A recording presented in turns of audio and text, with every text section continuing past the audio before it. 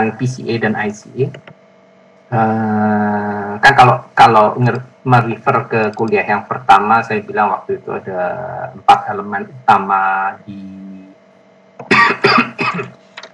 untuk keperluan mekatronika ya. Untuk keperluan mekatronika, baik itu untuk kondisi monitoring, diagnostik. Aduh, bentar, saya kesel.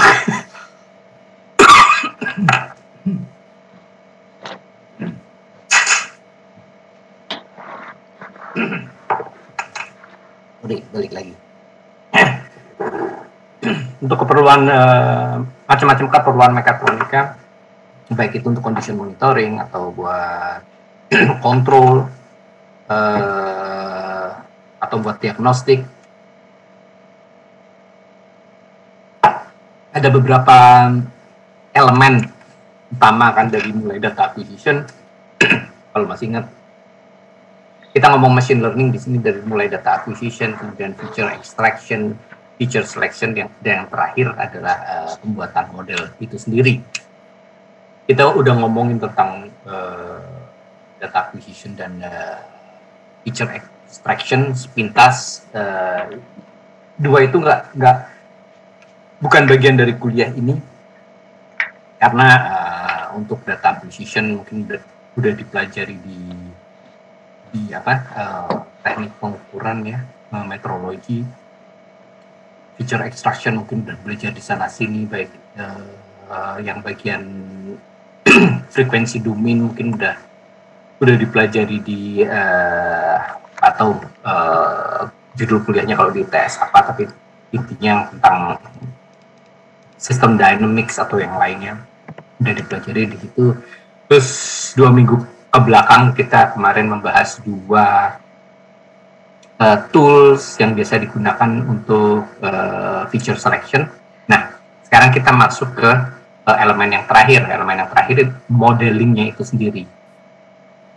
Disinilah saatnya kita bicara tentang machine learning. Pada intinya kalau kita ngomong machine learning, kita ngomong masalah modeling untuk keperluan mekatronika.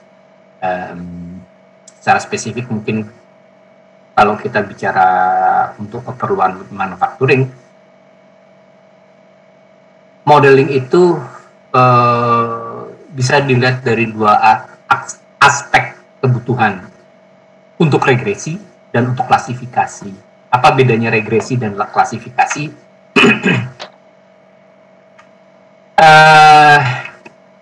Klasifikasi itu pada dasarnya kita ingin membuat label untuk satu grup data tertentu. Sementara kalau regresi itu untuk kita membuat model untuk memprediksi sebuah entity, sebuah quantity, sebuah kuantitas, sebuah nilai tertentu. Lebih detail nih saya tulis di slide ini. Regression attempts to estimate a mapping function from the input variables to output variables. Jadi kalau kita punya 2 set variable, variable input dan variable output, X dan Y, regression itu mencoba membuat sebuah model, mathematical model, tentunya di sini model matematis gitu ya, yang mengkorelasikan X dan Y. Contoh paling sederhana yang paling sering kita pakai ya di Excel itu pasti sering pakai buat bikin linear regression. Jadi saya punya satu set data X, punya satu set data Y. Saya mengasumsikan bahwa X dan Y itu punya korelasi linear. Kemudian saya mau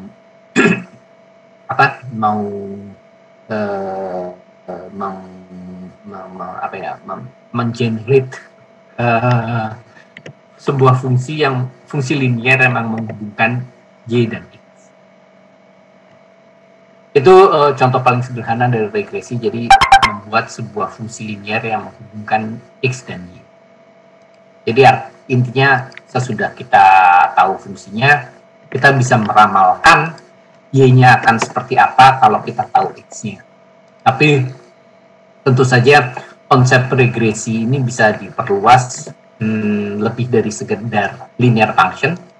Kalau kita punya data input variablesnya lebih dari satu set, regresinya bisa lebih dari sekedar linear function. Atau kalau hubungan antara X dan Y-nya nggak linear, kita juga bisa meregresinya dengan fungsi-fungsi yang lain. Yang kedua adalah classification.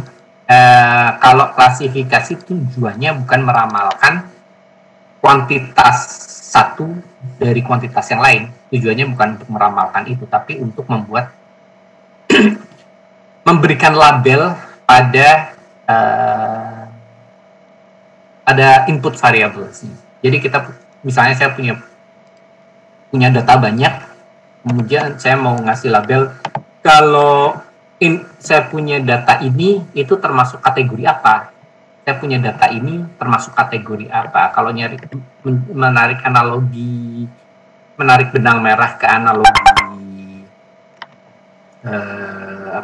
diagnosis misalnya, kalau kita punya kerusakan mesin, kita mau menganalisis, kita mau mendiagnosis mesin ini rusaknya di komponen apa, ya klasifikasi jawabannya, classification jawabannya.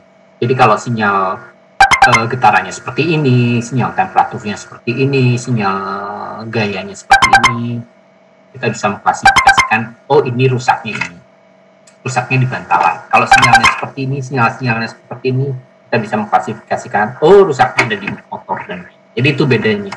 Regresi untuk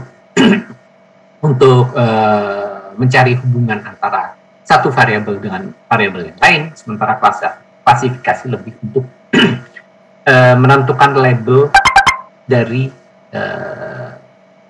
variabel yang lain. Ya, jadi sesederhana itu aja. Pendekatannya apa? Pendekatannya ya macam-macam. Ya salah satunya ya machine learning itu untuk menghasilkan model matematis yang bisa memberikan output bagi regresi dan klasifikasi. Sekali lagi, output dari regresi adalah masing output variables dari input variables, sementara output dari klasifikasi adalah memberikan label pada input variables. Contoh ilustrasinya ini, saya punya dua dataset X dan Y. Ini ceritanya data dari beruang bears, male bears. Jadi saya punya 1, 2, 3, 4, 5, 6, 8 data dari beruang jantan, tingginya, X itu tingginya, Y itu beratnya. X tingginya, Y beratnya. Dengan regresi, saya bisa membuat sebuah model matematis yang menghubungkan Y dengan X. Sehingga akhirnya kalau saya punya X, tapi saya nggak tahu Y-nya, dengan model yang ada, saya bisa meramalkan kalau tingginya segini, beratnya kira-kira berapa. Itu dilakukan dengan regresi. Sementara klasifikasi, contoh aplikasi untuk klasifikasi, untuk menentukan beruang yang satu ini termasuk dalam kategori overweight atau enggak. Karena dibilang overweight kan kita nggak bisa melihat cuma dari beratnya, tapi kita harus melihat dari tingginya juga kan. Jadi bisa jadi saya ada beruang yang berat, tapi ternyata dia tinggi. Jadi berat tinggi, nggak bisa saya bilang overweight. Tapi ada yang nggak berat, nggak begitu berat, tapi ternyata dia pendek. Bisa jadi dia overweight. Jadi saya memerlukan dua data X dan Y itu untuk mengklasifikasikan beruang itu overweight. Ya. Jadi itu bedanya pada dasarnya untuk regresi dan klasifikasi. Pendekatan pemodelan untuk regresi dan klasifikasi dua-duanya bisa dilakukan dengan machine learning. Kita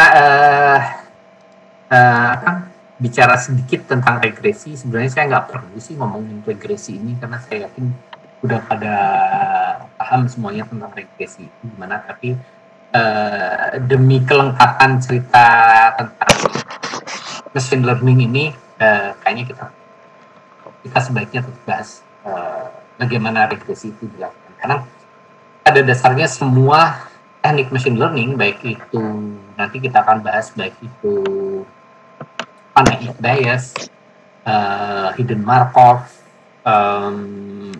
artificial neural network, support vector machine. Kita nggak akan bahas super vector machine di sini. Random forest, banyak sekali ya jenisnya machine learning.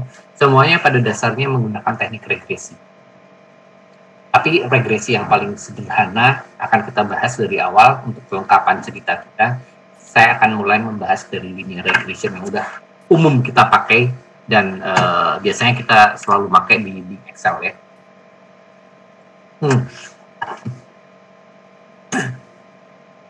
Jadi kalau saya punya dua dataset, ini masih data yang sama tadi, data beruang jantan itu tadi, saya punya dataset X dan Y. Untuk kasus beruang jantan itu tadi saya udah sebut, X-nya itu tingginya si beruang, sementara Y-nya beratnya si beruang. Nah, saya mau mencari korelasi matematis antara X dan Y.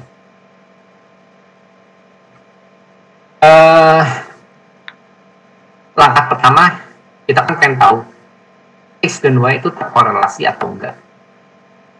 Dan yang paling sederhana, kalau kita mau ngecek X dan Y itu terkorelasi secara linear atau enggak dengan menghitung Pearson coefficient-nya. Pearson coefficient persamaannya kayak gini. Ini salah satu tool matematis ya, tool statistik untuk ngetes seberapa jauh linear korelasi antara dua data. Saya nggak akan bicara terlalu banyak di Pearson coefficient ini. Ini tool yang umum digunakan. Kalau saya bicara terlalu banyak di sini, nanti kita malah bahas tentang statistik. Tapi saya cuma mau menyegarkan ingatan kita lagi. Ini ada tool yang umum kita pakai untuk menentukan apakah dua set data itu terkorelasi secara linear atau enggak. Kalau koefisien ini nilainya mendekati 1, positif 1, berarti dia terkorelasi secara linear secara positif. Artinya kalau data yang satu membesar secara linear, data yang satunya lagi juga akan semakin besar. Kalau nilai R-nya di negatif 1 mendekati negatif 1, maka kedua data itu terkorelasi secara kuat, tapi terkorelasinya secara negatif. Artinya kalau data yang satu semakin besar, data yang satunya lebih semakin kecil.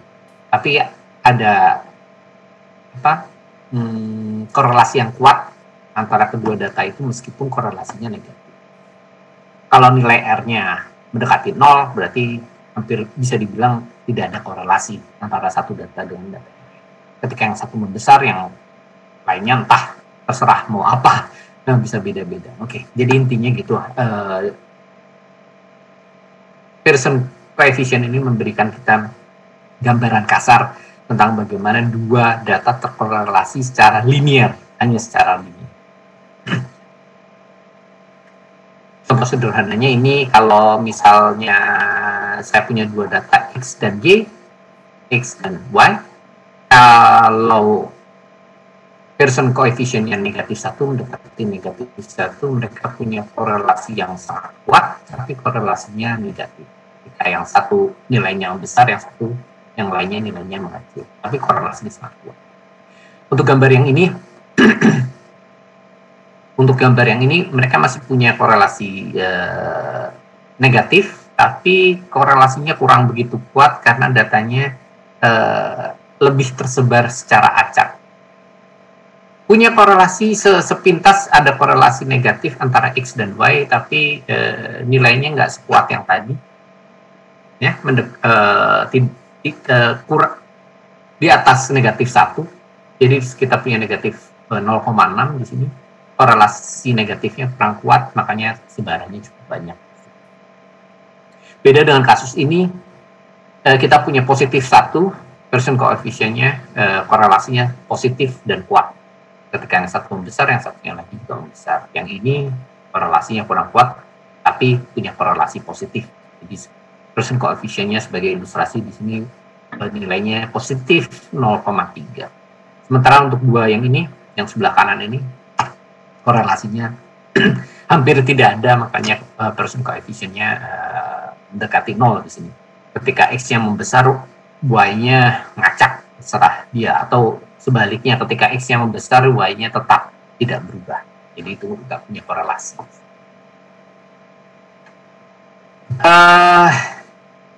Dengan Pearson coefficient tadi kita bisa memberi penilaian, memberi assessment bagaimana dua data terkorelasi secara linear. Kita udah sebut tadi.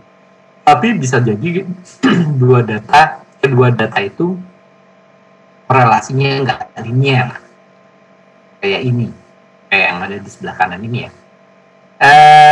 Ada korelasi fungsional di situ, tapi korelasinya nggak linear, fungsinya nggak linear. Nah itu kita nggak bisa pakai Pearson coefficient untuk mengetes apakah mereka berkorelasi atau tidak. Tapi ada cara lain untuk mengetes mereka punya korelasi fungsional, mengikuti fungsi tertentu atau enggak. Itu ceritanya lain. Oke. Jadi sekali lagi meskipun Pearson coefficient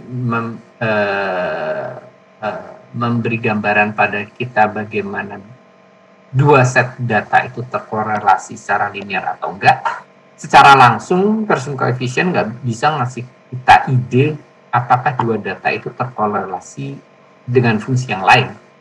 Jadi Pearson coefficient cuma ngasih ide bagaimana dua data terkorelasi secara linear, tapi mungkin terkorelasi tidak secara linear, tapi terkorelasi. Pearson coefficient nggak bisa ngasih tahu.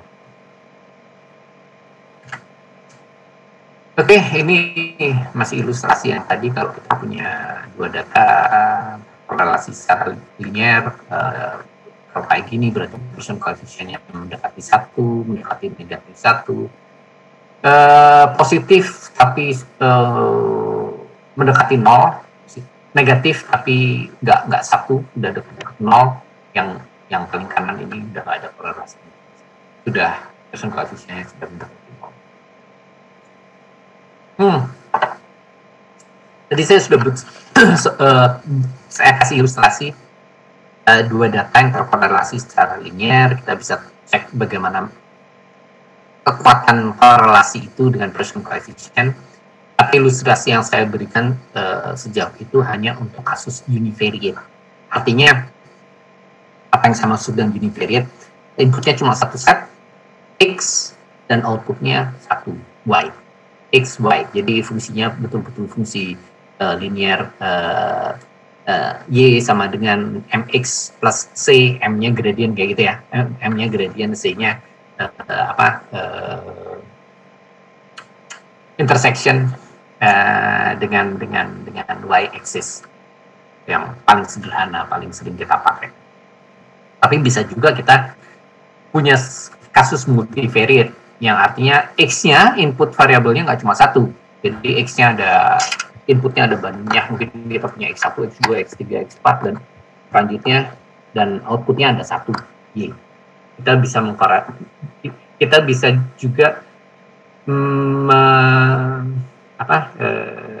menganggap itu, apa ya, istilahnya, consider that as a linear correlation. Jadi kita bisa punya kasus multivariate, tapi kita bisa ya mengconsider itu sebagai kasus regresi linear. Gimana kita melakukan itu nanti kita bahas sedikit. Dan kemudian ilustrasi yang saya sebut tadi di slide sebelumnya kan untuk kasus-kasus linear aja ya, kita mau mencari korelasi linear dari dua set data X dan Y. Tapi gimana kalau korelasinya nggak linear? Gimana kita mencari korelasinya? Itu bisa dilakukan sampai pada taraf tertentu kita bisa melakukan itu. dengan melinearisasi fungsi-fungsi yang tidak linear. Caranya gimana nanti kita bahas juga. Jadi analisis regresi ini bisa dikembangkan lebih jauh, lebih dari sekedar kasus univariate dan linear. Bisa kasus-kasus multivariate dan non-linear. Bagaimana caranya nanti kita bahas bersama-sama, tapi kita gali dulu agak lebih dalam sedikit. Sekali lagi mungkin udah pada tahu cerita tentang linear regresi, tapi untuk kelengkapan cerita machine learning saya pengen membahas ini dulu sebelum kita nanti beranjak ke multivariate, non-linear, dan nanti kita beranjak ke model-model machine learning yang oke. Ini yang kita mulai dari yang paling sederhana dulu. Sekarang saya punya kasus linear univariate, persis seperti yang saya ilustrasikan di slide-slide sebelumnya. Jadi inputnya one dimensional. Apa yang saya maksud dengan one dimensional? Inputnya cuma ada satu set data X. Jadi saya punya X1, X2, X3, X4 sampai Xn. Saya sebut di sini sampai Xn. Jadi inputnya satu set, outputnya satu set. Saya mau mencari regresi linear yang menghubungkan, yang memodelkan Y terhadap X. Kalau asumsi saya hubungannya adalah linear, berarti Y-nya, atau saya sebut saja Fx di sini, Y-nya di sini akan merujuk pada fungsi linear. Ya kan? Y sama dengan, ini gradiennya, kadang-kadang kita sebut M, tapi saya di sini saya sebut saja W, saya sebut W, Wx tambah A. A-nya itu cuma offset, cuma sekedar offsetnya. Sederhana sekali ya, ini fungsi linear. Saya tahu Y-nya dari data, saya tahu X-nya dari data input saya. Tapi saya sekarang saya mau mencari hubungan Y dan X yang bisa merepresentasikan korelasi linear antara Y dan X itu tadi. Saya maunya mencari hubungannya dengan fungsi linear Y sama dengan Wx plus A. Nah, jadi tujuan kita sekarang nyari variabel W dan variabel A yang merepresentasikan hubungan antara X dan Y sedekat mungkin, seoptimal mungkin. Contohnya di sini saya punya data nih, saya punya data X, data X dan data Y tersebar. Kemudian saya mau mencari model linear yang menghubungkan Y dan X sebaik mungkin. Kalau kita lihat kayak gini ya, datanya agak tersebar ini, jadi dugaan saya persen koefisiennya nggak akan plus 1, tapi juga di atas 0, jadi antara 0 dan positif 1. Ya, nggak tahu saya berapa, mungkin positif 0,6 atau positif 0,6. Tapi intinya dari ilustrasi data ini, saya punya asumsi bahwa saya bisa mengkorelasikan dua data ini secara linear.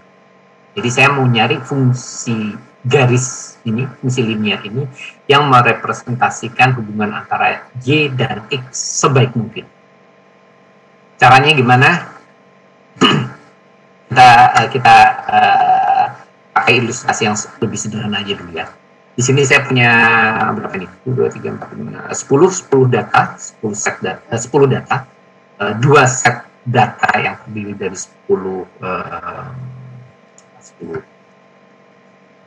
data. Ini X-nya, ini Y-nya. Ya. Sebaran datanya kayak gini, saya akan mengasumsikan bahwa ini cukup terkorelasi secara linear. Kalau mau tahu lebih jelas apakah benar-benar terkorelasi secara linear atau enggak, ya mesti dicek pakai Pearson coefficient tadi. Tapi oke lah, kita lewatin lah daerah Pearson coefficient-nya kita lewatin.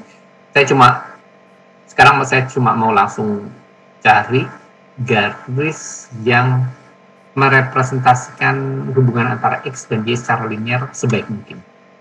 Tapi pada saat ini saya nggak tahu gimana.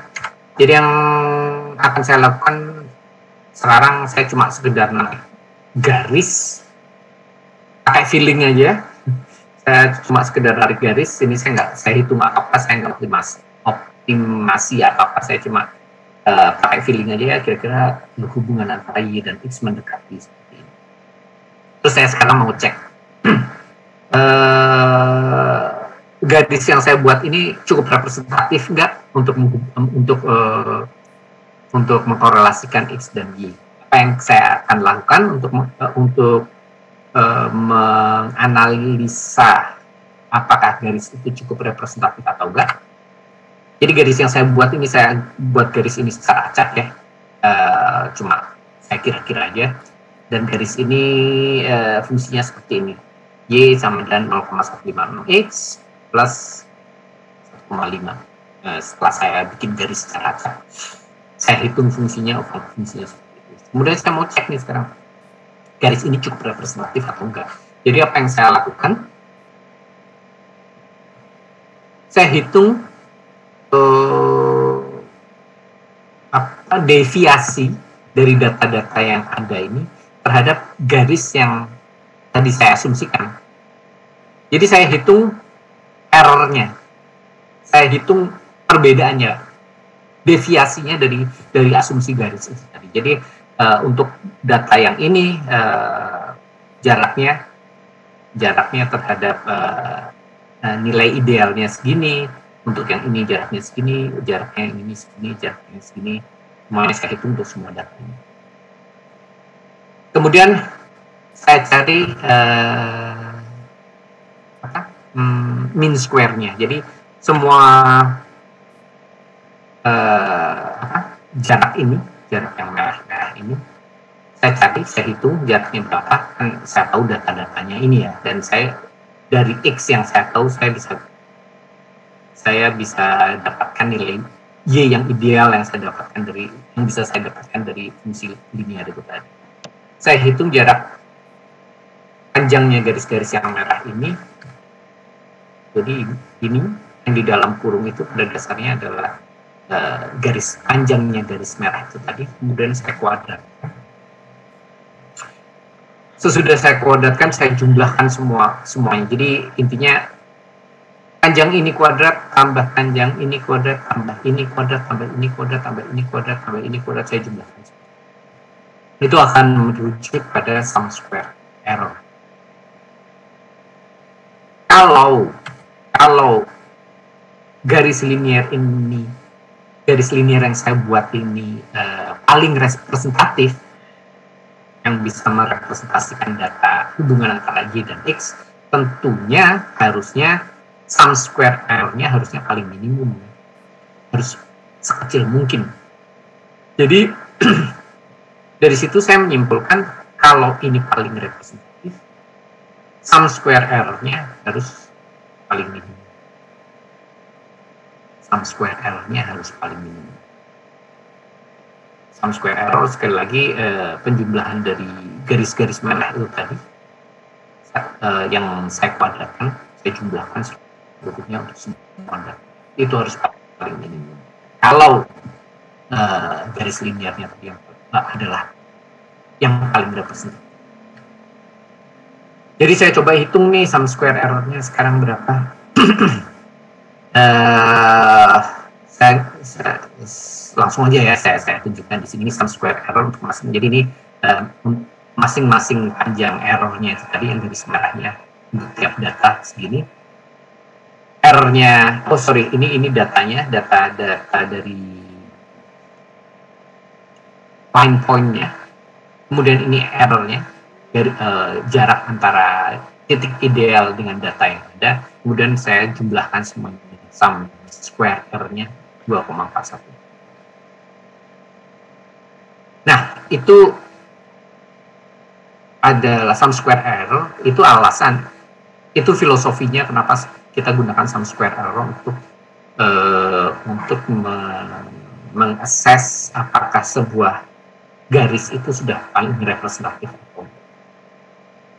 Nah sekarang intinya yang saya tadi udah bilang, untuk mendapatkan garis linear yang paling representatif, sum square error-nya kan harus paling minimum. Saya nggak tahu ini paling minimum atau enggak, mungkin enggak, karena tadi kan garisnya cuma saya bikin secara acak. Nah, sekarang saya pengen mendapatkan garis yang paling representatif. Jadi apa yang saya lakukan? Saya harus mencari garis sedemikian rupa sehingga si sum square error-nya ini paling minimum. Saya harus dapat minimum sum square error. Sum square error kan berarti ini kan tadi yang sudah kita bahas, jarak antara titik-titik tiap data ke titik-titik yang ada di garis yang akan kita cari itu tadi ya. Nah, kalau garisnya tadi, garis yang saya buat secara acak ini, saya tuliskan dengan head di sini untuk merepresentasikan garis yang saya buat secara acak tadi. Sementara Y tanpa head ini adalah nilai Y dari tiap datanya. Y head ini kan berarti sama dengan ini kan, si persamaan garisnya tadi. Y sama dengan Wx plus A kan, fungsi linearnya. Dimana Y equal to Wx plus A itu fungsi linear untuk linear regression itu tadi. Nah kalau Y hat-nya saya ganti dengan nilai fungsinya, berarti sum square error-nya bisa saya tuliskan seperti ini kan. Y itu data sebenarnya, sementara ini pada intinya adalah nilai Y yang kita ramalkan dari fungsi linear yang mau kita cari. Jadi sum square error sekarang kita tuliskan jadi seperti ini. Nah saya mau meminimalisir, saya mau minimize sum square error-nya itu tadi. Gimana caranya? Ya udah pakai first derivative dong ya. Kita mau ada fungsi, kita mau cari minimum value-nya, berarti kita derivative sekali, kemudian kita samakan dengan 0 gitu kan ya, kalau mau nyari extreme value. Nah saya seperti yang kita bahas tadi, saya mau minimize sum square error-nya ini. Jadi saya sesimpel itu, saya cuma menurunkan persamaan sum square error ini terhadap dua variabel yang saya nggak ketahui. Jadi kan saya, intinya di sini saya mau nyari linear function-nya. Linear function-nya kan terrepresentasi dari dua variabel A dan W ini kan. A dan W. Saya mau cari fungsi linear yang menghasilkan sum square error sekecil mungkin. Jadi ini saya derivative, saya turunkan with respect to dua unknowns itu tadi, W sama A. Jadi itu yang saya lakukan. Yang pertama saya cari untuk A. Jadi saya sum square error-nya saya derivative, saya turunkan sekali with respect to A, dan jadinya seperti ini. Sederhana ya. Ini fungsi kuadrat, saya turunkan jadi pakai chain rule, jadi 2 kali ini, kemudian dikalikan lagi dengan fungsi ini, diturunkan 1 kali terhadap A. Jadi negatif 2 kali bla bla bla. Ini harus sama dengan 0. Dari sini kemudian saya otak-atik, sama matematis, saya bisa dapat A-nya, A yang ideal akan sama dengan nilai rata-rata Y, data Y, dikurangi W times nilai rata-rata X. W-nya tapi kita belum tahu juga di sini. Terus apa yang saya lakukan? Karena saya juga mau nyari W, dengan cara yang sama, sum square error-nya saya turunkan terhadap W. Saya turunkan terhadap W, harus saya samakan dengan 0, tapi E-nya ini sekarang saya ganti dengan E optimal yang saya dapat dari slide sebelumnya. Jadi E-nya saya ganti dengan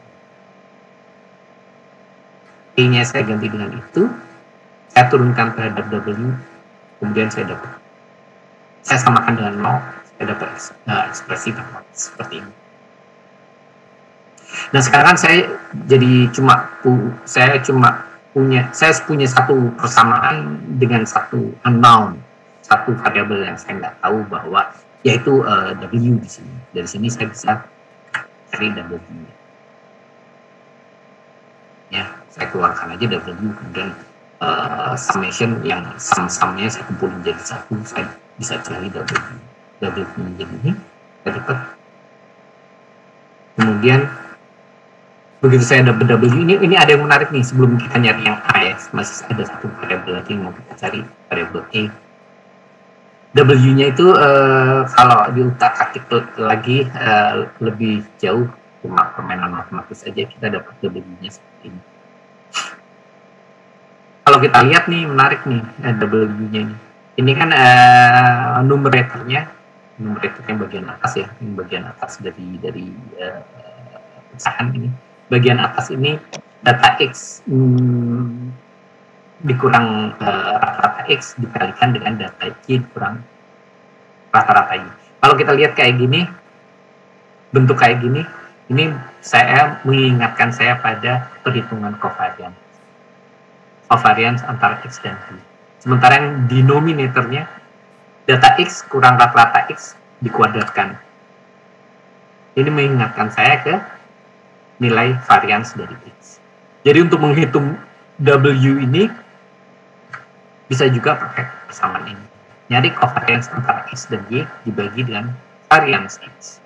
Ini kan covariance X terhadap X, berarti itu variansnya X. Jadi W, kalau mau nyari W sebenarnya gampang banget. Cuma dicari covariance antara X dan Y dibagi dengan variansnya X. Dapat W-nya. Gimana dengan E-nya? Ya, E-nya tinggal masukin lagi. Kita udah dapat nih dari slide-slide sebelumnya bahwa E itu sama dengan nilai rata-rata Y dikurang W times nilai rata-rata X. Jadi dapatlah nilai E.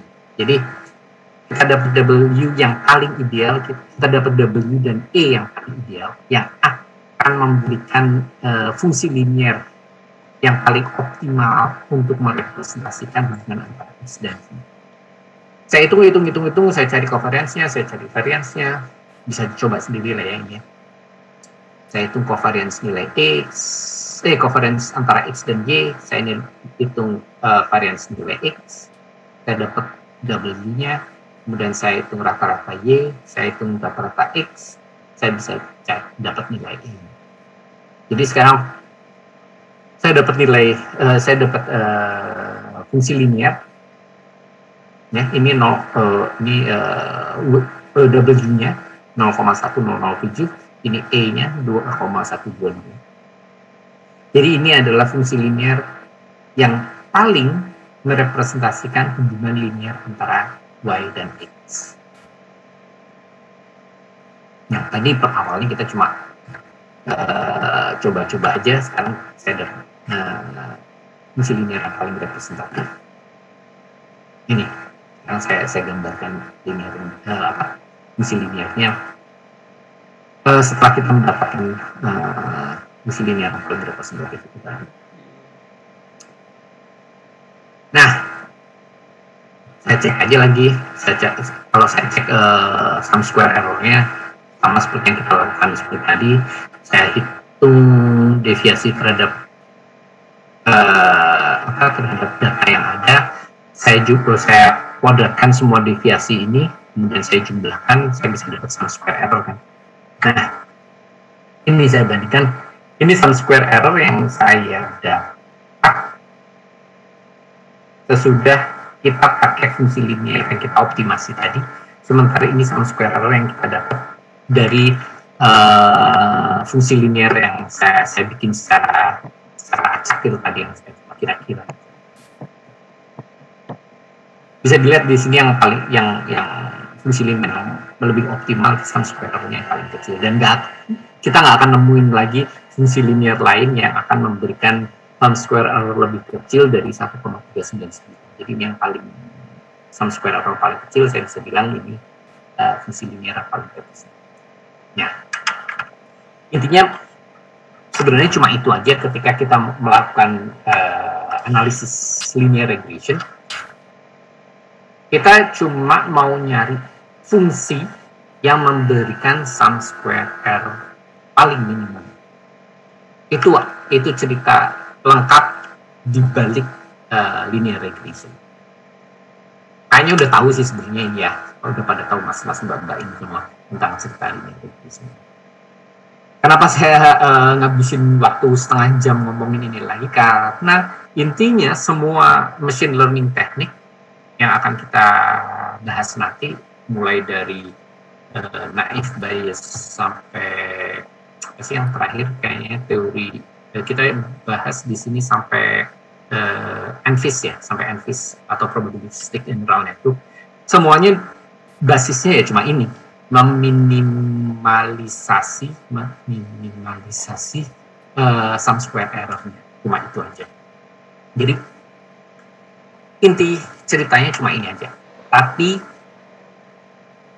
model yang akan kita gunakan lebih dari sekedar linear function. Jadi model yang akan kita gunakan nanti bisa model Markov, bisa modelnya naive Bayes, bisa modelnya neural network, probabilistic neural network, dan segala macam. Tapi intinya ya cuma itu, meminimalisasi, saya nggak tahu minimalisasi itu benar nggak sih? Ada bahasa Indonesia-nya, ya pokoknya mau minimize sum square. Itu aja. Jadi dari sini dikembangkan bisa jadi. Ada pertanyaan nggak sampai sini? Kalau ada yang ditanyakan, monggo. Sebelum kita lanjutkan, saya ada beberapa slide tentang regresi yang saya pengen bagikan, karena sebenarnya nggak ada hubungan langsung dengan machine learning, tapi kok sayang kalau nggak saya sampaikan cerita regresi ini. Jadi ya beberapa slide lagi tentang regresi, tapi sementara itu kalau ada pertanyaan monggo.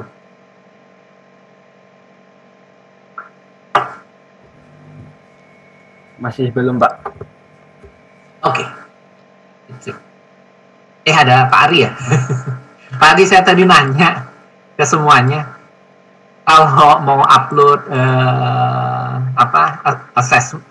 assignment, PR atau apa gitu, ke folder mana di Classroom My ITS ya?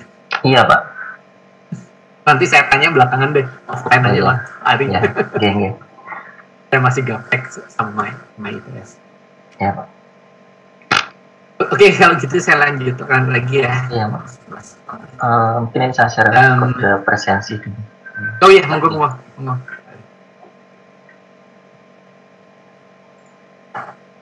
Itu ya di chat box. Iya, chat box. Ya, silakan monggo. Ya, itu monggo. Itu absensi.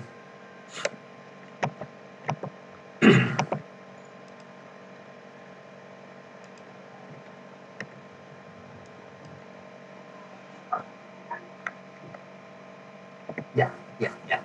Oke deh. Kalau gitu saya lanjutkan lagi sedikit lagi tentang regression. Ini tadi ya summary-nya ya.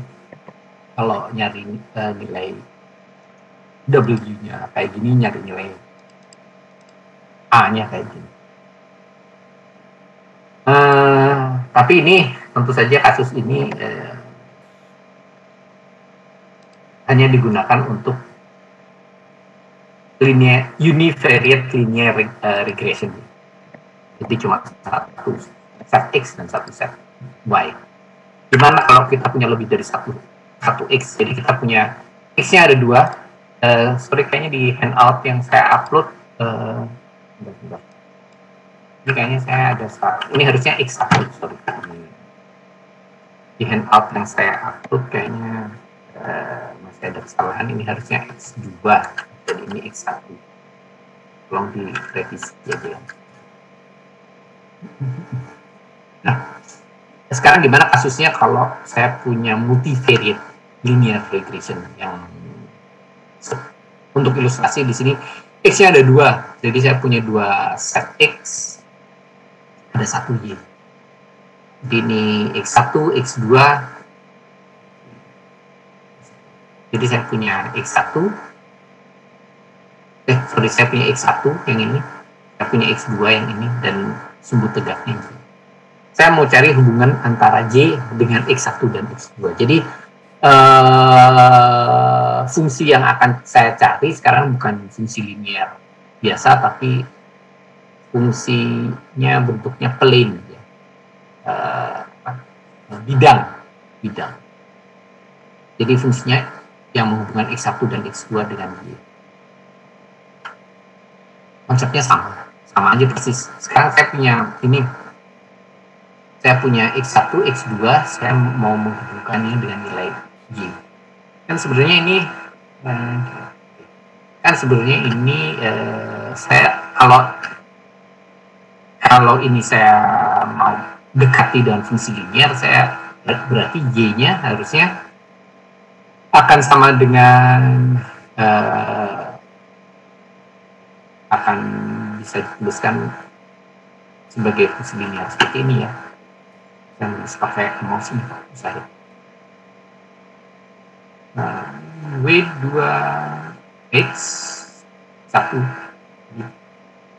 tambah W0. Ini kan sebenarnya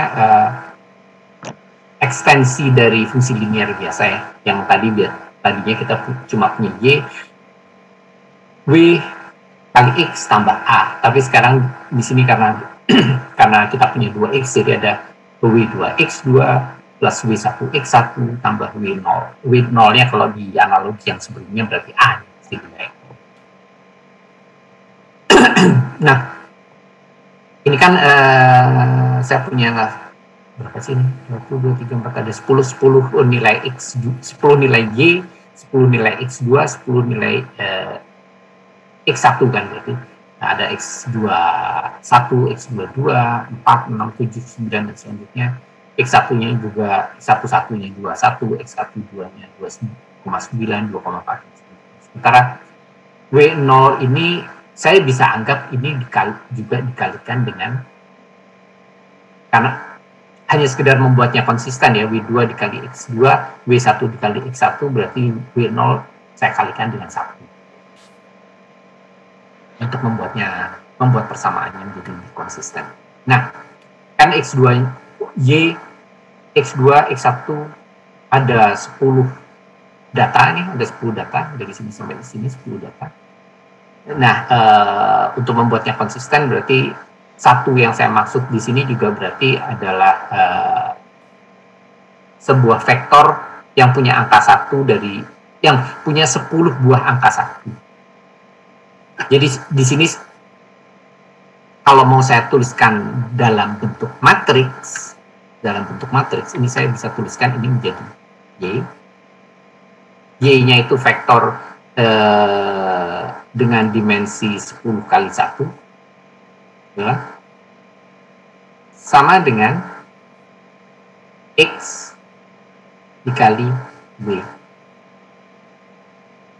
X-nya itu, bentar, saya mulai dari vektor W-nya dulu. W itu kayak gini, ini vektor W-nya. Jadi nilainya adalah si variabel yang kita mau cari, W2, W1, dan W0. Sementara X-nya bentuknya matriks seperti ini, yang besarnya adalah 10 kali 3.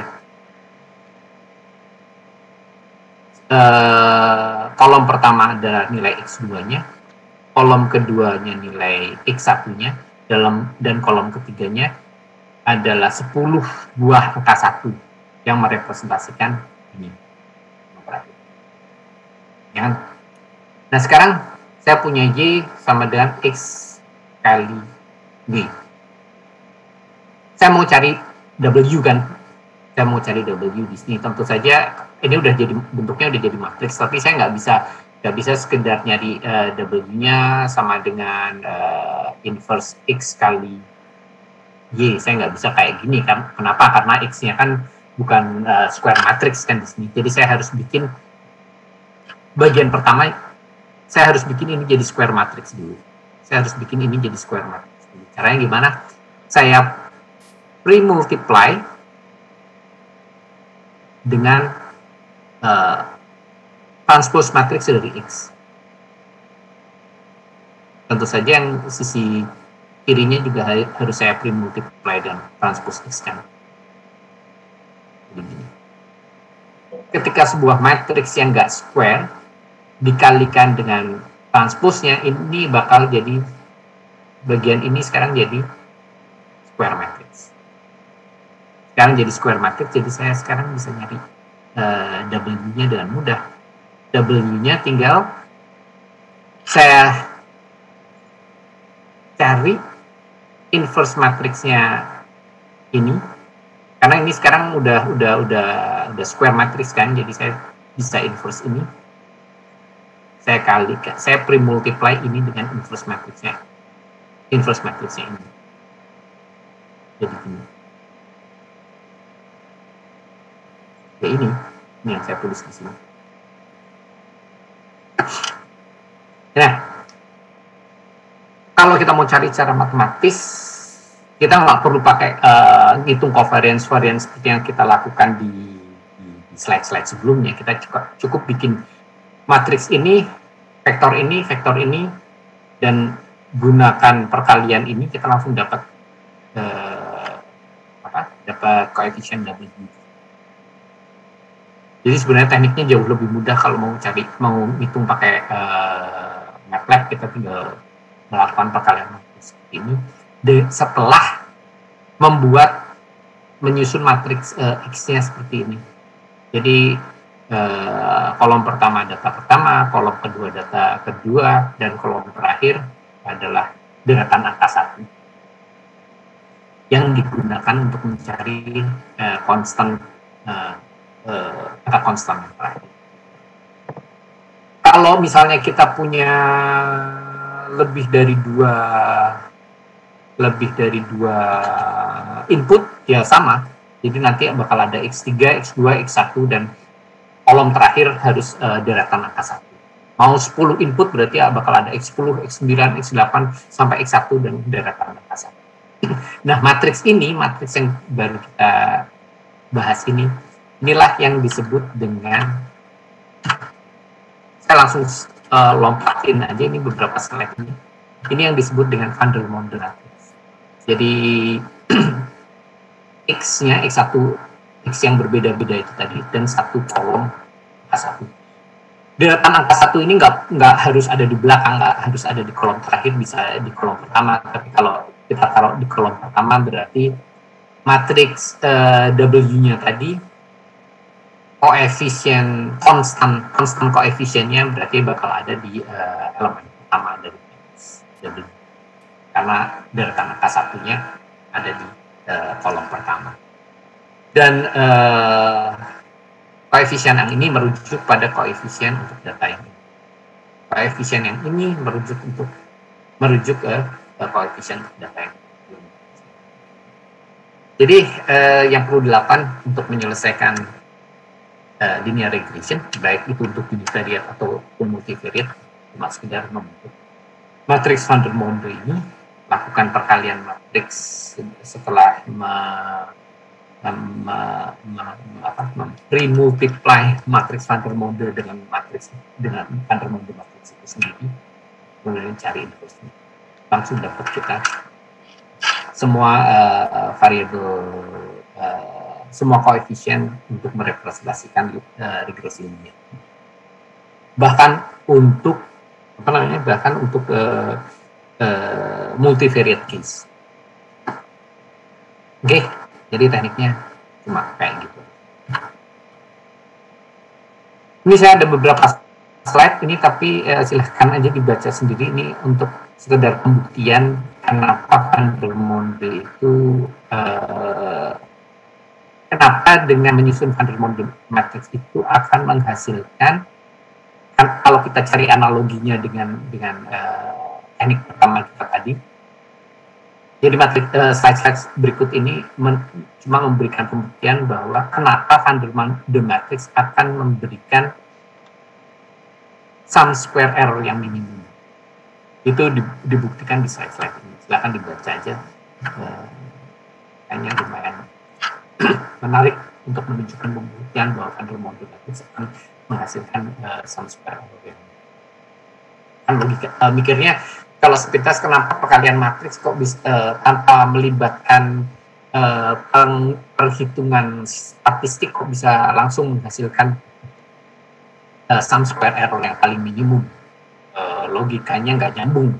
Perkalian matriks kok langsung menghasilkan kok langsung bisa menghasilkan analisis statistik seperti itu. Nah, buktinya di slide tadi saya nggak akan bahas di sini, tapi saya sarankan untuk dibaca.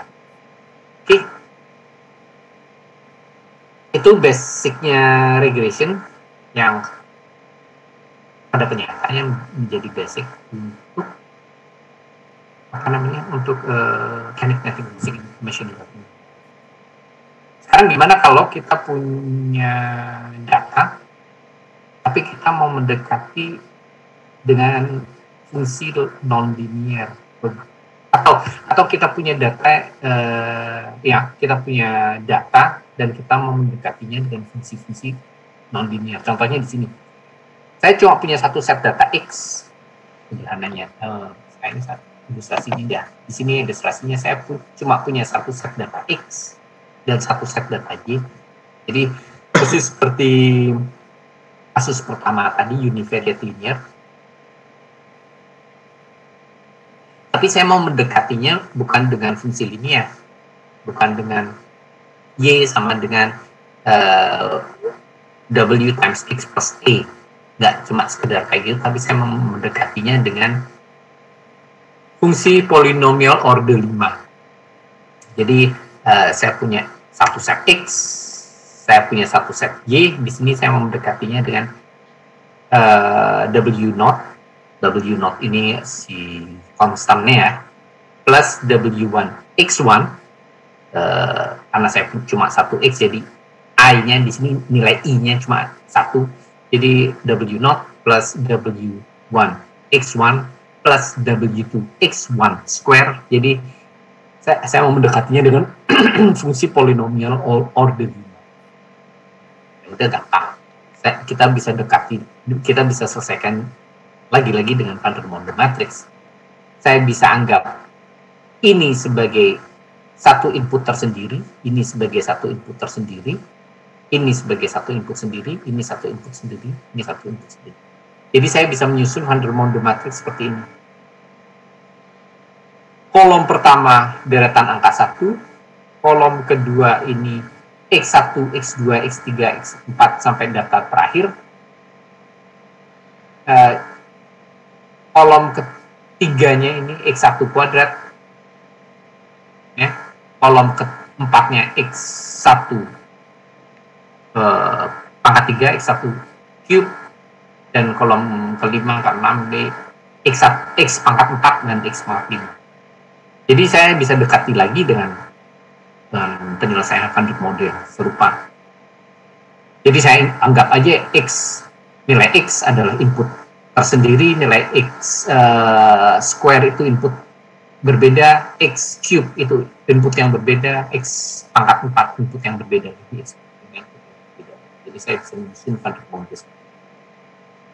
Penyelesaiannya tetap sama, pakai penyelesaian perhitungan matriks seperti tadi, dan kita bisa dapat nilai-nilai W0, W1, W2 sampai W5. Ya, masuk. Bisa juga diekstensi kalau misalnya X inputnya nggak cuma X-nya nggak cuma ada satu set, tapi ada banyak set, dan mau didekati dengan fungsi yang non-linear. Jadi misalnya X1 square, tapi terus ada X2 square, ya tinggal diekstensi aja sampai van der Monde matrixnya terbentuk. Kemudian penyelesaiannya sederhana. Bagaimana kalau fungsi yang mau kita dekati bukan polinomial, bukan linear, jelas, tapi bukan polinomial. Misalnya fungsi y equal to a times exponential of bx. Jadi e sama b-nya yang kita mau cari. Kadang kita beruntung kalau fungsi ini bisa dilinearisasi.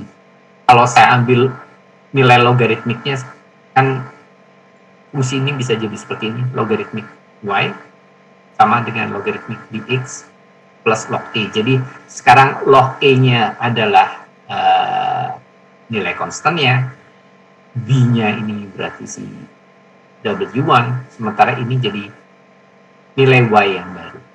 X-nya tetap x di sini.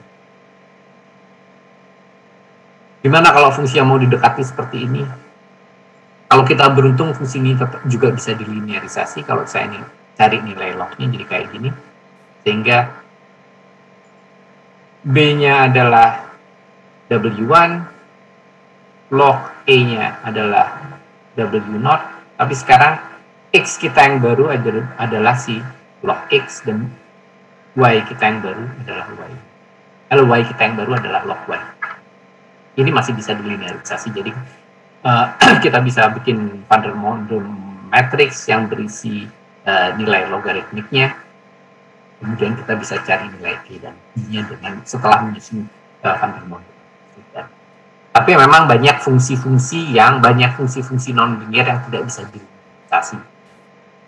Untung di sini, masih untung yang dua contoh ini bisa dilinearisasi. Kemudian gimana kalau fungsi non-linearnya nggak bisa dilinearisasi? Nah, kalau itu kasusnya, kalau fungsinya nggak bisa dilinearisasi, berarti ya kita nggak bisa pakai regresi sederhana, kita nggak bisa pakai linear regression. Kalau itu terjadi ya kita nggak bisa pakai van der Monden matrix, kita harus cari pendekatan lain. Banyak teknik yang lain untuk meminimalisasi error, sum square error, bisa pakai teknik heuristik, genetic algorithm, dan segala macam yang itu nggak akan dibahas di kuliah. Jadi masih banyak teknik-teknik di luar linear regression. Oke, jadi balik lagi ke contoh kita semula tadi, yang awal kita punya data berat dan tinggi beruang jantan. Kalau saya mau cari hubungan antara X dan Y, hubungan antara tinggi dan beratnya, ya udah kita bisa pakai teknik-teknik yang sudah kita bahas tadi, baik menggunakan nilai-nilai covariance dan variance atau menggunakan van der Monden. Intinya cuma itu, dan teknik-teknik ini kadang, nggak semuanya, nggak selalu bisa diterapkan juga untuk mengoptimalisasi fungsi-fungsi machine learning yang lain. Yang akan kita bahas di sesi-sesi selanjutnya. Mungkin ada satu dua slide lagi saya sampaikan gimana kita tahu dua data itu bisa dikorelasikan atau tidak. Kalau linear gampang ya, kita tinggal cek aja pakai Pearson coefficient, kita bahas di slide pertama. Tapi kalau nggak linear, gimana kita bisa tahu data itu terkorelasi atau enggak? Ini kita udah masuk ke ranah statistik, data analisis statistik. Ada teknik yang bisa kita gunakan dengan menggunakan hypothesis testing, dengan student t distribution tool. Tekniknya cukup sederhana dan menggunakan hypothesis testing. Saya nggak akan bicara ini juga di kuliah ini. Saya cuma mau menyampaikan bahwa ada teknik untuk menganalisis ini, tapi ini di luar bicara. Oke, ya ada satu contoh lagi nih. Saya punya dataset 2 input x1 x2, satu output y, Kalau mau bisa dicoba-coba sendiri untuk mencari linear korelasi antara Y dengan X1 dan X2. Jadi ini kasusnya adalah multivariate linear regression. Sampai saat ini kita nggak tahu apakah X1, X2 bisa dikorelasikan dengan fungsi yang linear. Jadi Y sama dengan W0 plus W1 X1 plus W2 X2 sesederhana itu, atau kita harus pakai order tinggi polinomial. Kita nggak bisa lihat di sini secara langsung, bisa dites, sekedar plot tes kira-kira bentuknya kayak apa, pendekatannya sebaiknya kayak apa, perlukah saya menambahkan order polinomial di situ. Kalau perlu ya tambahin, kalau enggak ya anggap saja sebagai persamaan linear biasa. Silakan dicoba-coba pakai MATLAB, sekaligus untuk melancarkan MATLAB gimana dengan van der Monde matrix tadi, gimana mencari fungsi linear yang Y dan X1 X2 sih. Coba-coba sendiri. Oke. Cerita untuk regresi kayaknya cukup sampai situ. Kalau ada yang mau ditanyakan, monggo. Sebelum habis ini saya mau beranjak ke topik kedua tentang Bayesian teknik. Nah, ini Bayesian ini satu dari sekian machine learning teknik. Jadi penyelesaiannya masih dengan minimalisasi sum square error pada dasarnya, tapi pendekatan modelnya sedikit berbeda. Kalau ada yang mau ditanyakan tentang regresi, silakan. Kalau enggak, kita bisa lanjut ke Bayesian network.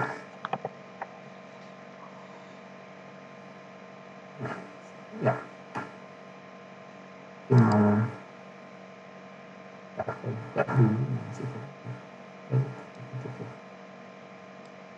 Bayesian.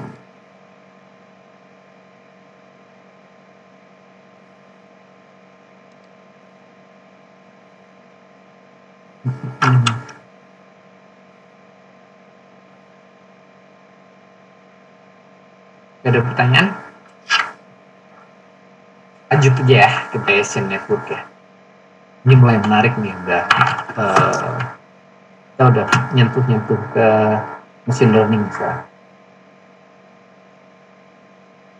Sebelum saya bahas Bayesian network, sebenarnya Bayesian network itu dasar teorinya, modelnya sendiri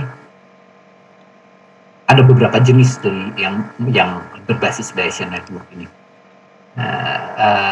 Ada naive bias, ada hidden Markov, ada macam-macam.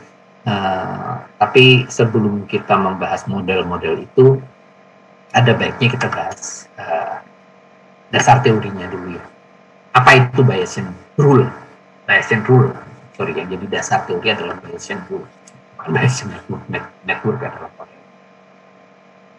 Sebelum kita cerita ke masalah Bayesian rule, kita segarkan lagi ingatan kita tentang dasar-dasar statistik. Yang pertama adalah conditional probability. Mungkin masih ingat ya conditional probability itu apa? Saya mulai aja dari yang paling sederhana. Apa itu probability? Kayaknya itu paling gampang. Pasti kita semua udah tahu apa itu probability lah ya, kemungkinan ya. Jadi menyatakan persentase kemungkinan dari sebuah event untuk terjadi dari semua trial yang ada. Contoh paling sederhana ya, paling gampang ya, apa namanya, probability tail muncul ketika kita lempar koin, kan ada dua sisi, bisa tail bisa head. Kemungkinan tail muncul ya setengah, karena eventnya untuk tail muncul hanya satu dari dua kemungkinan bisa tail atau head, atau probability munculnya angka 5 ketika kita melempar dadu sekitar 6, karena hanya ada satu angka 5 di sisi dadu, di 6 sisi dadu itu, dan ada 6 kemungkinan angka yang keluar dari 6 sisi dadu. Itu dengan asumsi dadu dan koinnya tadi sempurna ya, jadi beratnya sama, seimbang segala. Jadi kemungkinannya 1/6 untuk supaya angka 5 keluar dari satu kali pelemparan dadu. Terus saya sekarang pengen menyegarkan lagi ingatan tentang apa itu conditional probability. Conditional probability itu menyatakan bagaimana probabilitas sebuah event akan timbul bergantung pada event lain yang sudah ada. Jadi misalnya gini, saya punya kasus nih. Di lecture note yang saya bagikan ada perbaikan sedikit nih. Pertanyaannya di sini saya perbaiki, ada pertanyaan yang nggak jelas, jadi harusnya coba tolong dikoreksi lecture note yang saya bagikan. Pertanyaannya harusnya, what is the percentage of people had deductibles higher than $1,000 and health insurance and health insurance. Jadi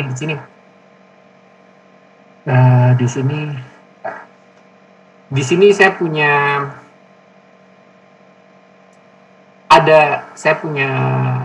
ada kasus nih. 85% dari pegawai di sebuah perusahaan punya health insurance. Jadi 85% pegawainya punya health insurance, tentu saja yang sisanya 15% nggak punya health insurance. Dari 85% yang punya health insurance itu tadi, 45%-nya itu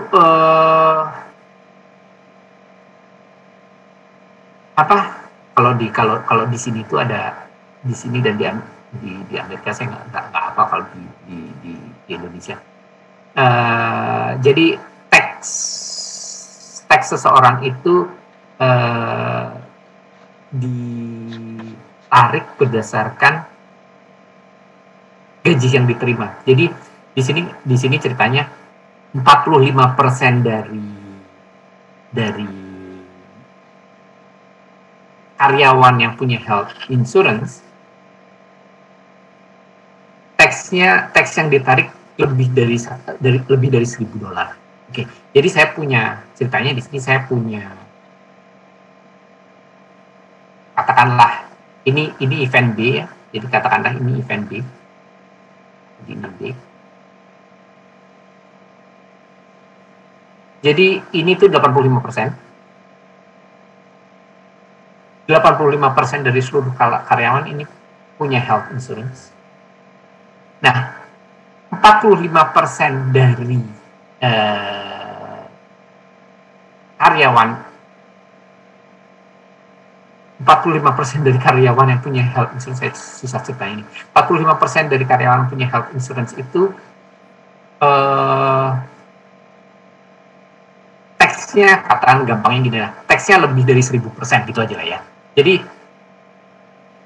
85% dari karyawan sebuah perusahaan itu punya health insurance.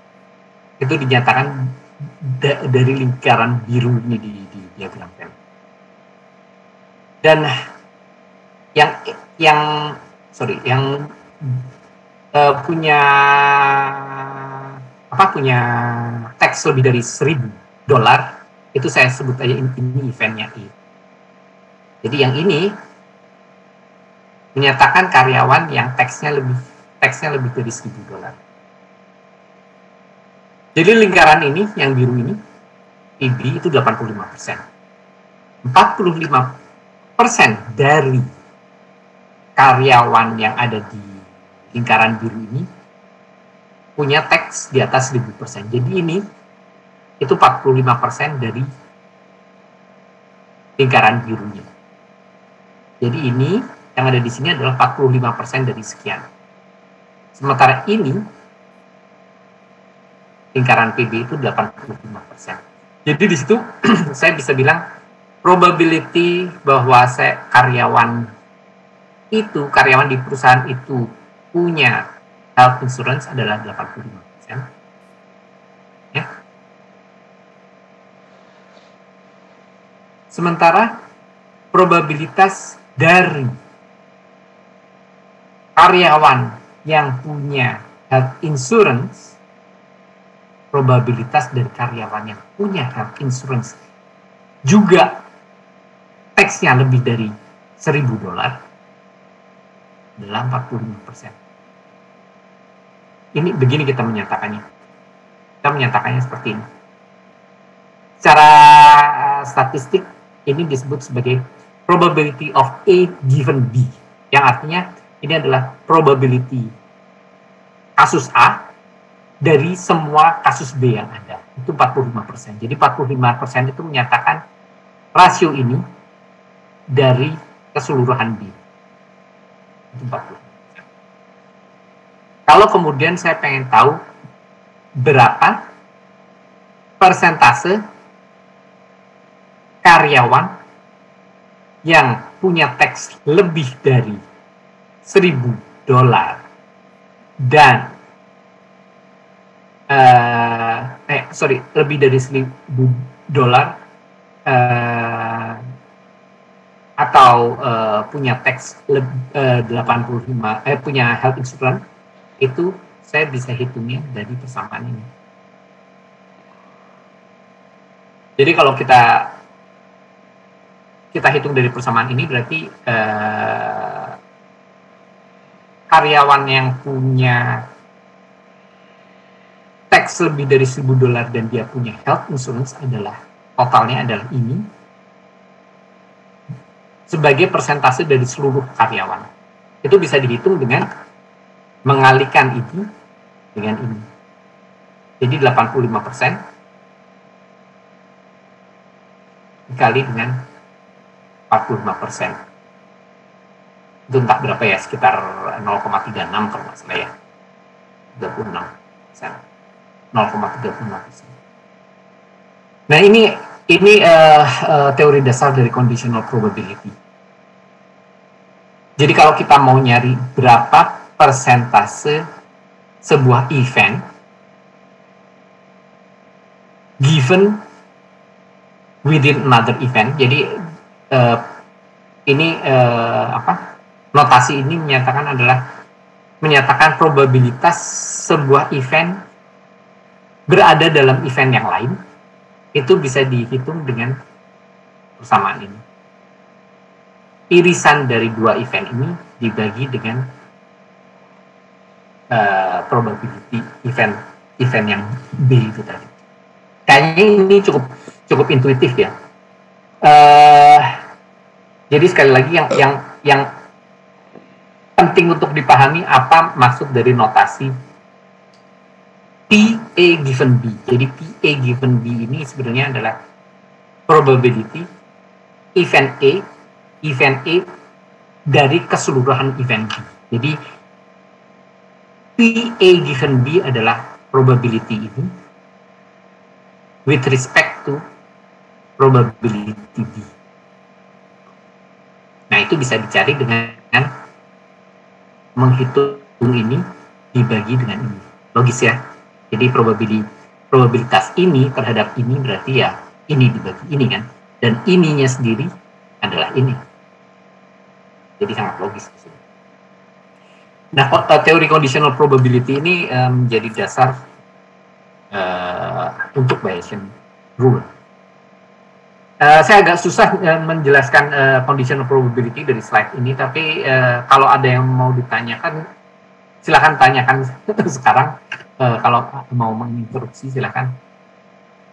karena ini jadi dasar untuk selanjutnya.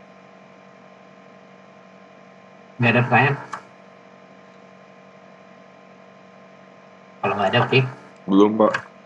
Ya, cukup jelas ya. Jadi saya lanjutkan lagi tadi. Jadi itu tadi conditional probability. Kasusnya kalau seperti tadi, kalau ada dua event yang ada overlapnya kayak gini nih, yang bisa kita bisa dapat conditional probability. Jadi ini yang dibilang P, A, and B itu tadi. Jadi irisan ini adalah probability event A dan event B terjadi bersamaan. Kalau kita mau nyari probability event A given event B, yang artinya adalah probability event A di antara event B, berarti adalah rasio ini terhadap rasio ini ya. Berarti ya, itu akan sama dengan probability event A and B dibagi dengan probability event B. Logis ya? Logis, ya. Tapi teori conditional probability ini cuma berlaku untuk kasus yang ada overlapnya ini, atau ini yang disebut dengan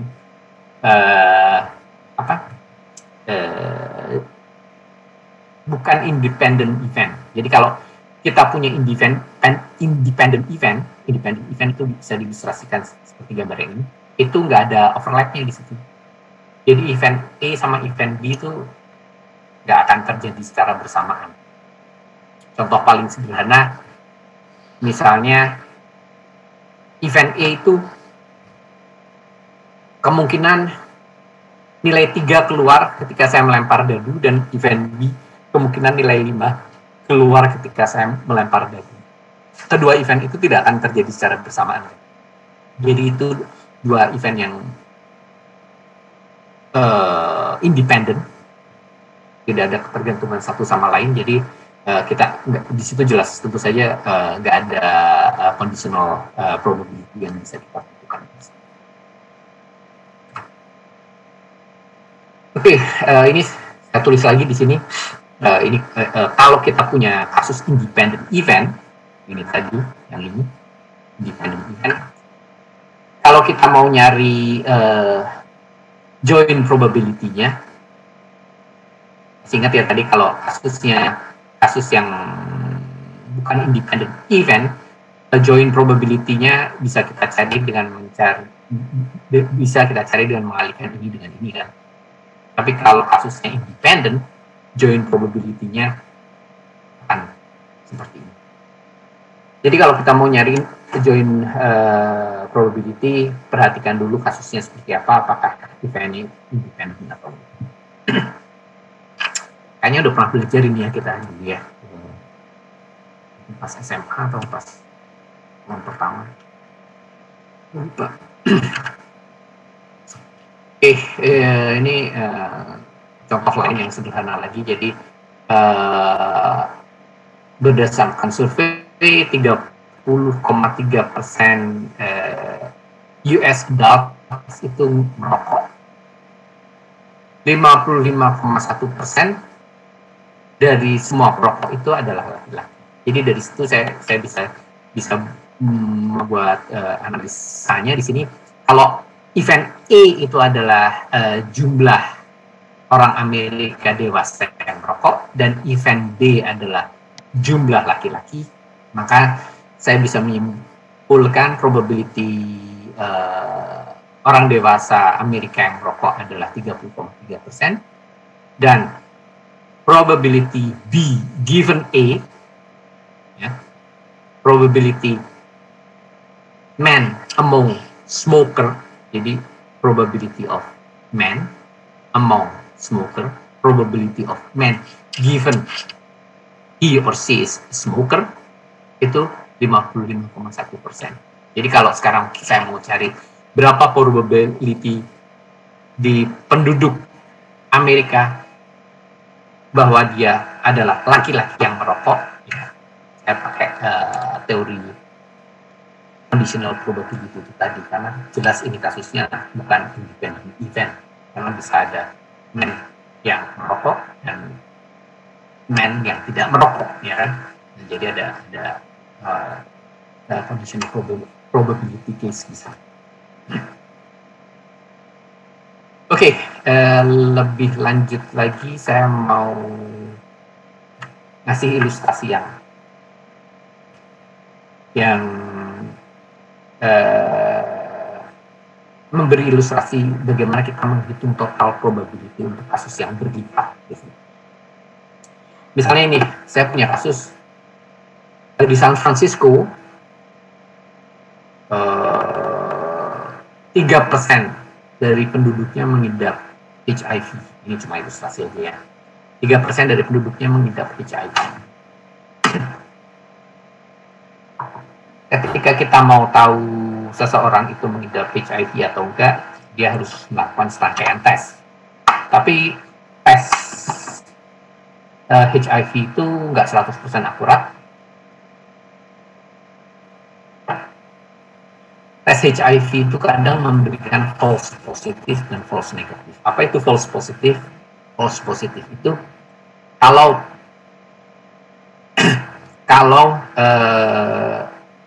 si pasien itu nggak sakit, jadi pasiennya nggak sakit, tapi sesudah dites hasil tesnya menunjukkan dia positif, menunjukkan dia sakit, itu yang disebut false positif. Karena sekali lagi karena nggak akurat, hasilnya bisa juga menghasilkan false negatif. Apa itu false negatif? Kalau si pasiennya betul-betul sakit, jadi sebetulnya dia sakit, tapi hasil tesnya menunjukkan negatif, menunjukkan dia nggak sakit. Itu yang disebut false negatif. Jadi saya bisa menggambarkan kasus ini ketika tes itu menghasilkan 0,1% false positive rate dan menghasilkan 1% false negative rate. Saya bisa menggambarkan kasus tersebut dalam bentuk probability tree seperti ini. 3% dari penduduk San Francisco mengidap HIV, sisanya berarti negatif ya, nggak mengidap HIV, berarti 97% tidak mengidap HIV. Dari yang tidak mengidap HIV, yang 97% tadi, karena ada kemungkinan punya false positif dari hasil tesnya, 0,1% dari yang nggak sakit tapi menghasilkan positif tes. Jadi karena ada kesalahan false positif tadi ya. Saya bilang tadi false positif itu apa? Kalau nggak sakit tapi hasilnya positif. Saya sebut ini p-test. Itu adalah positif test. Jadi kalau nggak sakit tapi hasil tesnya positif, ada kemungkinan hasil tesnya positif meskipun orang yang nggak sakit. Nah, kemungkinan itu adalah 0,1%. Jadi nggak sakit tapi ada kemungkinan hasil tesnya positif, itu 0,1%. Jadi ini sebetulnya yang dinyatakan di sini adalah conditional probability. Jadi probability tesnya positif given pasiennya nggak sakit. Itu 0,1%. Tapi juga tentu saja sisanya karena false positifnya 0,001, sisanya true negatif. Saya sebut true negatif di sini, kebalikan dari false positif. True negatifnya ya sisanya kan 99,9% memberikan hasil negatif kalau pasiennya negatif, kalau pasiennya tidak mengidap HIV. Jadi ini adalah conditional probability ketika hasil tesnya negatif dan pasiennya juga nggak mengidap. Jadi ini probability untuk memberikan negatif tes kalau pasiennya negatif, kalau pasiennya nggak mengidap. Sama juga kalau untuk kasus pasien pengidap. Untuk kasus pasien pengidap, ada kemungkinan hasil tesnya memberikan false negatif sebesar 1%. Artinya, kalau dia sakit, dites, tesnya menunjukkan hasilnya negatif. False negatif. Itu 0,01%. Di antara pasien yang positif mengidap, tentu saja ada true positif mengidap dan hasilnya positif, itu akurasinya 99%, sisa dari ini. Jadi serupa dengan yang tadi, ini adalah conditional probability hasil tesnya positif given the patient is positively infected by HIV, gitu ya. Hasilnya positif dan pasiennya betul-betul sakit. Probabilitas hasilnya positif given pasiennya betul-betul sakit. Dan ini adalah probabilitas hasilnya negatif, hasil tesnya negatif given pasiennya betul-betul positif. Nah, dari situ kita ini saya tuliskan lagi di sini. Jadi probability hasil tesnya positif given pasiennya betul-betul positif, itu berarti yang ini. Hasil tesnya positif given pasiennya betul-betul positif, itu berarti ini adalah 0,99.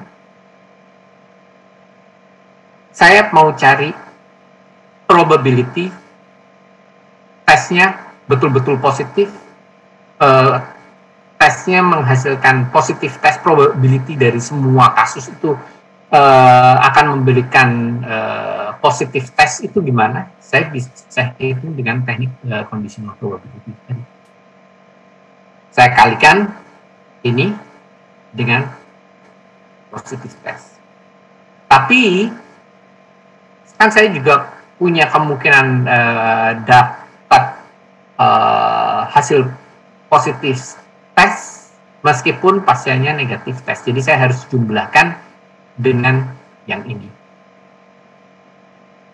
Jadi jadi intinya kembali, ini adalah kemungkinan hasil tesnya positif dan pasiennya positif. Tolong hati-hati bedakan dengan yang tadi dengan yang ini ya.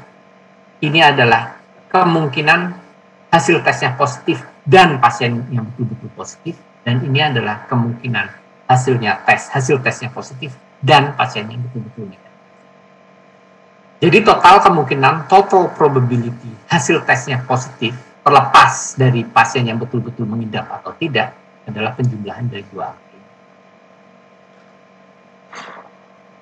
Besarnya 0,03067. Jadi dari semua kasus yang ada, kalau kita melakukan tes kepada penduduk di San Francisco, ada 3,067% kemungkinan kita akan mendapatkan hasil positif, terlepas dari pasien yang itu positif atau tidak.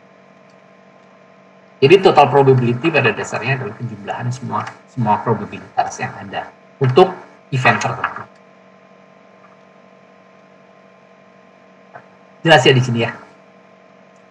Kalau ada pertanyaan silakan dulu diinterrupt.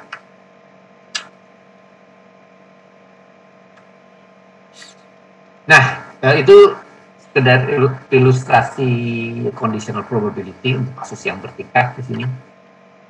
Nah, tadi kan kita udah bicara panjang tentang menghitung conditional probability ya. Conditional probability kalau untuk dua kasus yang dependent, sebut dependent aja untuk membedakan dengan independent event, bahwa probability A and B occur at the same time. Jadi kayak kasus yang tadi, merokok dan laki-laki, kemungkinannya adalah sama dengan probability A given B, kemungkinan event A di antara event B dikalikan dengan probability event B sendiri. Gitu ya. Conditional probability tadi kan gitu. Tapi ini yang saya tulis baru saja ini adalah untuk kasus ketika kita punya dua event yang independen, yang tidak independen. Sekarang gimana kalau eventnya nggak cuma dua, ada banyak kemungkinan event. Misalnya ada kemungkinan dari ada kasus yang punya n different events, an-1 sampai a1. Saya punya n different events di situ. Kalau saya mau menerapkan teknik conditional probability itu gimana? Tetap bisa, sama. Tekniknya serupa dengan kasus yang hanya memiliki dua events, dua stochastic events di sini. Contohnya ini, saya punya kasus ini yang punya dua statistic events, A1, A2, A3, A4, di mana saya bisa nyari probability A1, A2, A3, A4 occurring at the same time. Saya bisa pakai teknik yang serupa dengan ini. Saya anggap aja pertama saya punya A1, A2, A3, A4. Saya anggap ini adalah satu event yang sama. Jadi persamaan ini dengan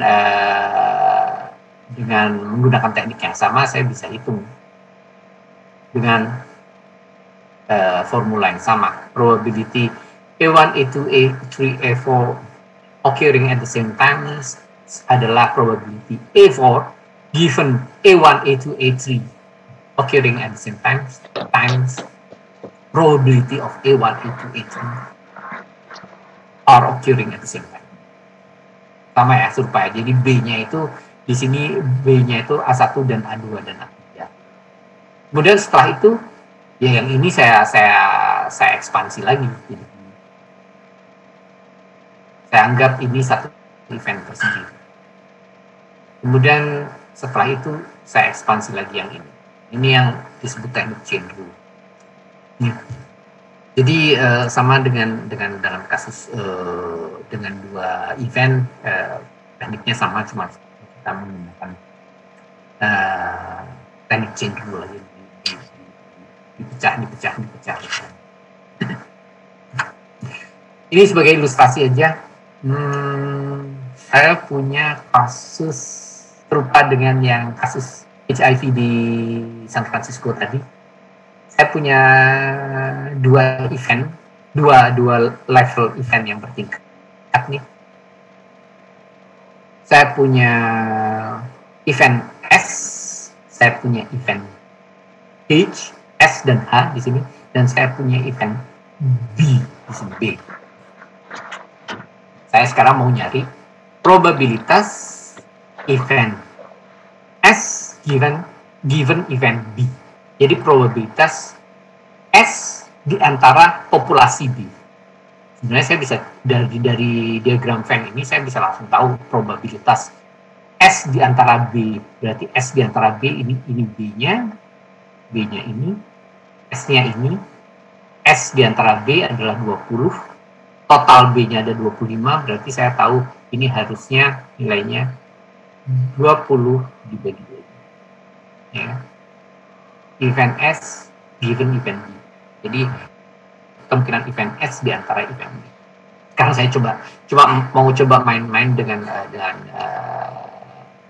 persamaan conditional probability. Dari teori conditional probability kita tahu adalah bahwa probability of event S given event B itu sama dengan probability S dan B dibagi dengan probability B. Kita main-main matematis sedikit di sini. Dengan teori conditional probability yang sama, probability S and B kita tahu bahwa itu sama dengan probability B given S times probability of S. Saya balik aja ini. Ini sebenarnya kebalikannya lagi.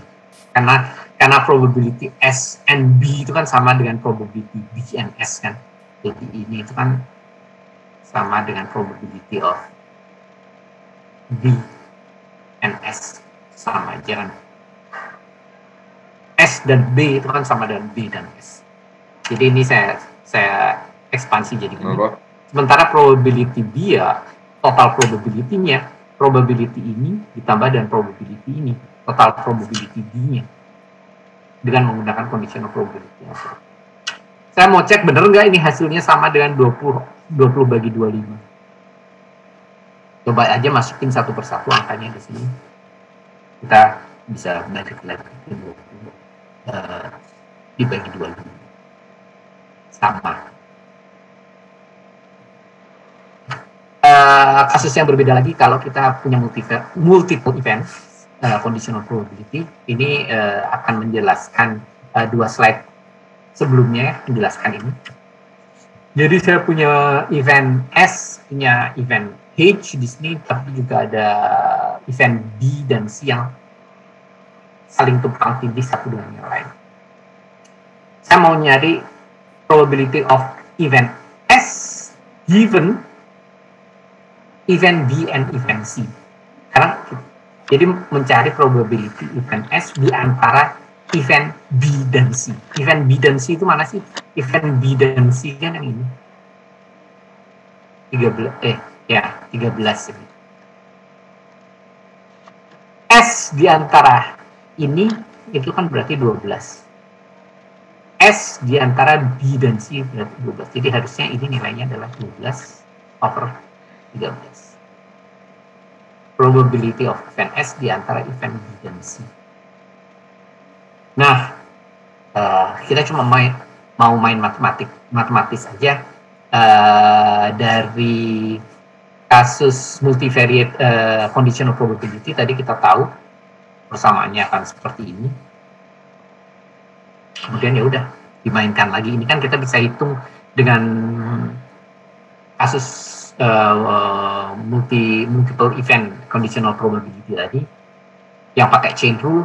Ini bisa hasilnya kita bisa hitung jadi dengan perhitungan seperti ini. Kemudian yang bawah itu adalah total probability untuk kasus B, event B and C of occurring at the same. Ya udah matematis kita bolak-balik akhirnya akan balik lagi ke sini. Bisa dicoba sendiri. Bisa dicoba lagi. Ini agak trivial sebenarnya yang saya lakukan di sini karena ini sebenarnya ini juga. Jadi agak trivial yang saya lakukan di sini.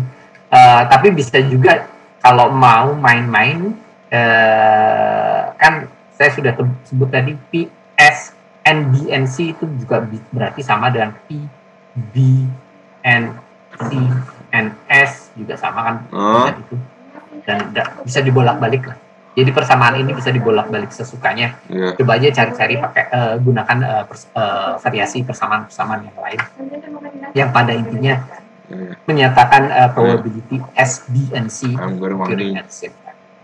Saya jamin hasilnya akan balik lagi ke 12 dibagi over 13. 12/13. Ya, jadi itu aja sebenarnya ilustrasi conditional probability. Conditional probability, teori conditional probability yang ini akan menjadi dasar teknik-teknik machine learning yang berbasis Bayesian rule. Apa teknik-tekniknya apa aja?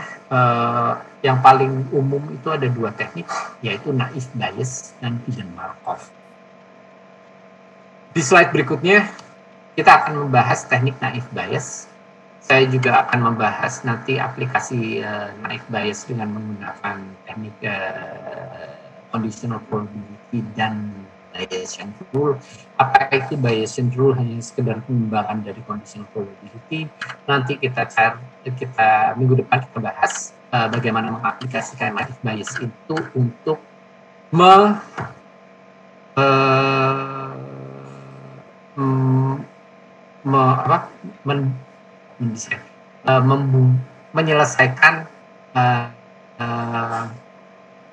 menyelesaikan sebuah game.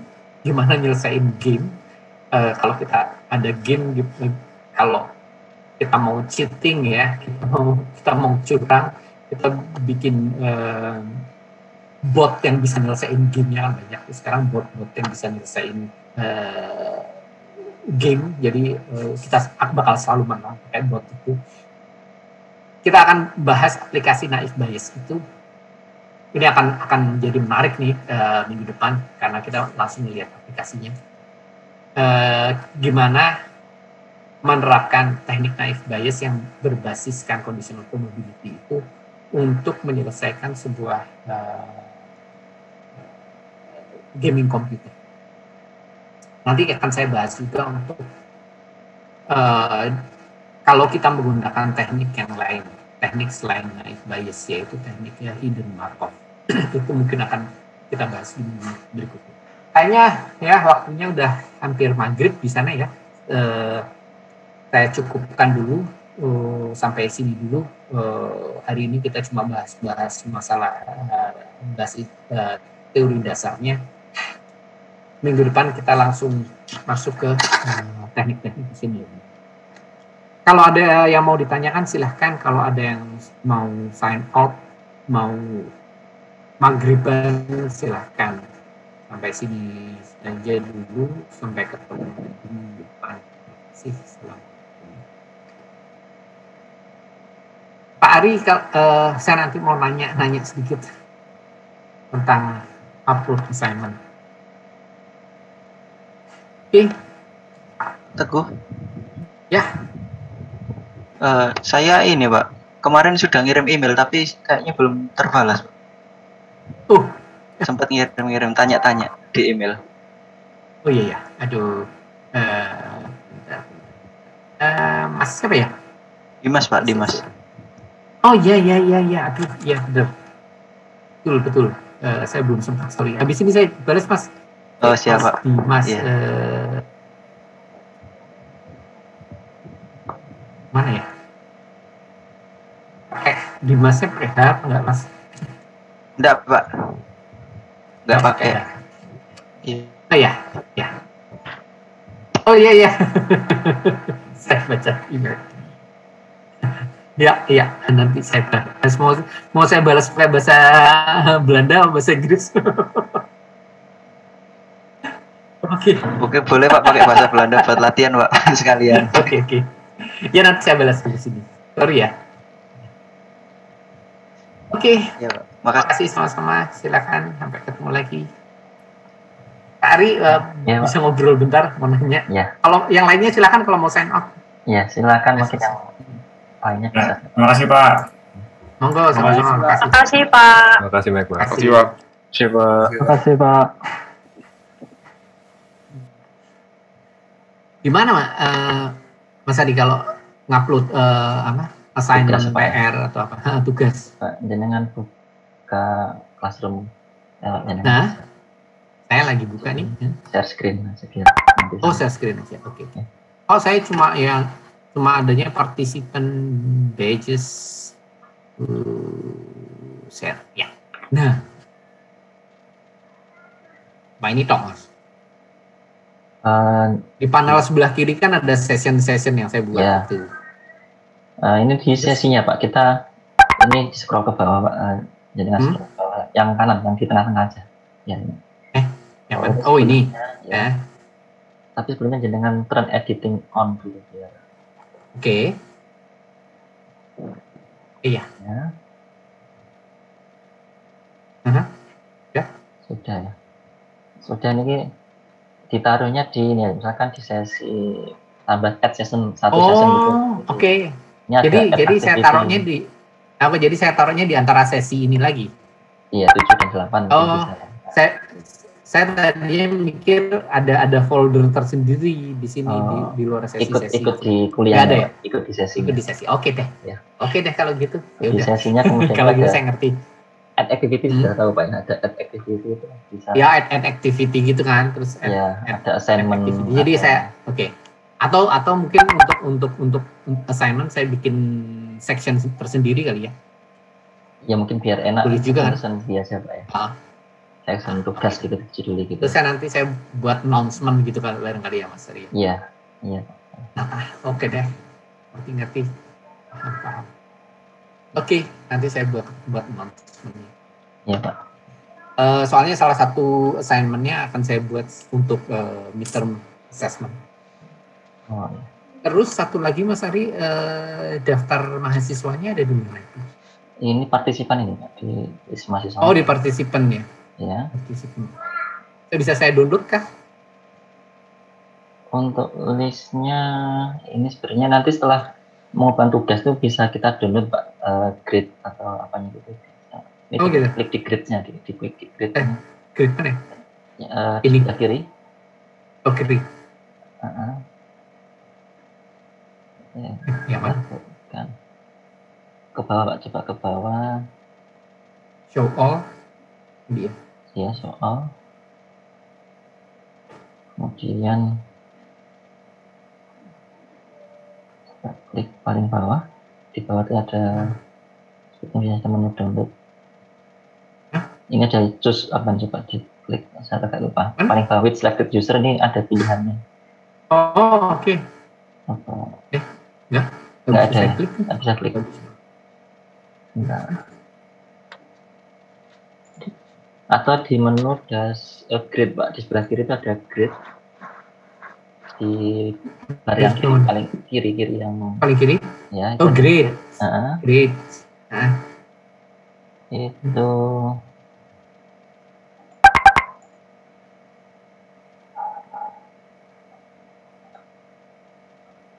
ini bisa diekspor Pak, ekspor.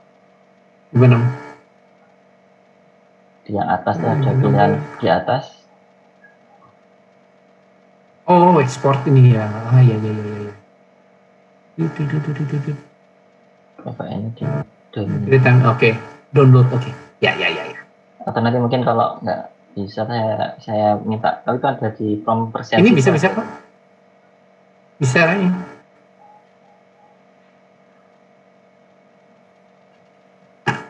Ya, bisa. Ya.